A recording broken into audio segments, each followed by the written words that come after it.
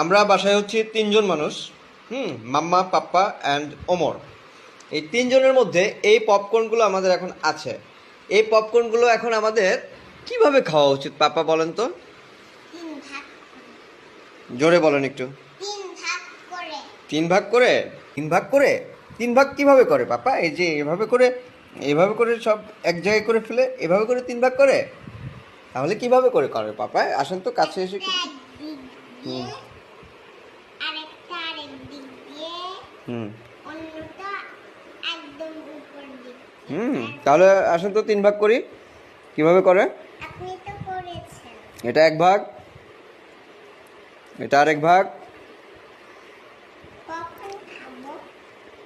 এটা আরেক ভাগ, তারপরে এটা আর এক ভাগ, এটা আরেক ভাগ, এটা আরেক ভাগ, এটা এক ভাগ, এটা এক ভাগ, এটা আরেক ভাগ। তাহলে ধরেন এখন আমাদের এই তিন ভাগটা শেষ হয়ে গেল। এখন তিন ভাগটা শেষ হওয়ার পরে আমরা তিনজন কে কিভাবে খাবো পাপা বলেন তো? তিন ভাগটা কি সবাই একসাথে একজনই খেয়ে ফেলবো নাকি পাপা? হুম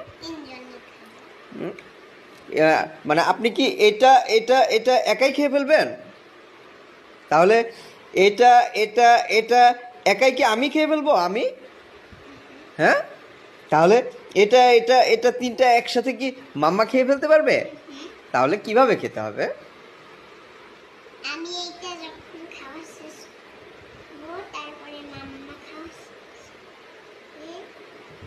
জোরে বলেন।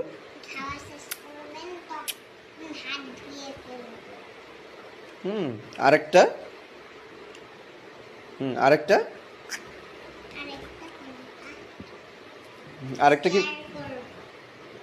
আবার বলেন তো। একটা হচ্ছে আপনি খাওয়া শেষ করবেন, আরেকটা কি হবে? হুম হুম আর আরেকটা? হ্যাঁ, তার মানে তিনটা তিনজনে খাবো তাই না বাপা? আমরা কোনো অল্প জিনিস থাকলেও কি ভাগ করে খাবো নাকি একা একা সব কিছু খেয়ে ফেলবো? একা একা খেয়ে ফেলবো তাই না? ভাগ করে খাবো। সমান ভাগ করবো নাকি একজন একটু বেশি নিব আরেকজন কম নিব, নাকি সমান ভাগ করব?